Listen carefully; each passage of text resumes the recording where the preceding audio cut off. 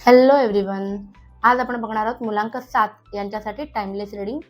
Timeless reading म्हणजे आजपासून म्हणजे जेव्हा कधी हा व्हिडिओ तुमच्या पर्यंत पोहोचला असेल ते त्या दिवसापासून पुढच्या 7 दिवसांमध्ये तुमच्यासोबत कोणत्या महत्त्वाच्या घटना घडणार आहेत याचे प्रेडिक्शन्स आपण बघणार आहोत. सुरू करूया.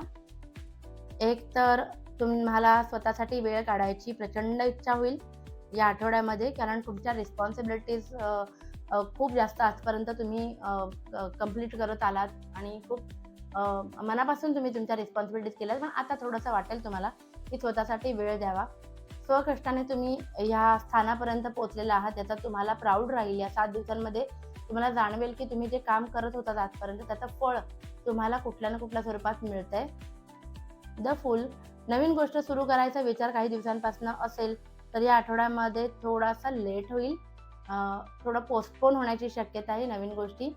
आणि हे आलेलं आहे 10 ऑफ वॅन्ड्स, विच शोज की जबाबदाऱ्या, हे जे होतं पहिलं खूप साऱ्या जबाबदाऱ्या सतत घेणं, आणि हे या आठवड्यामध्ये सुद्धा कंटिन्यू राहील. म्हणजे मला कदाचित वाटेल सगळं सोडून जावं वगैरे, पण होऊ शकतं की तुमचं मन बदलेल आणि तुम्हाला ते या जबाबदाऱ्यांसाठीच वेळ काढण्यामध्ये धन्यता वाटत असेल. तसं करू नका. स्वतःसाठी वेळ काढा.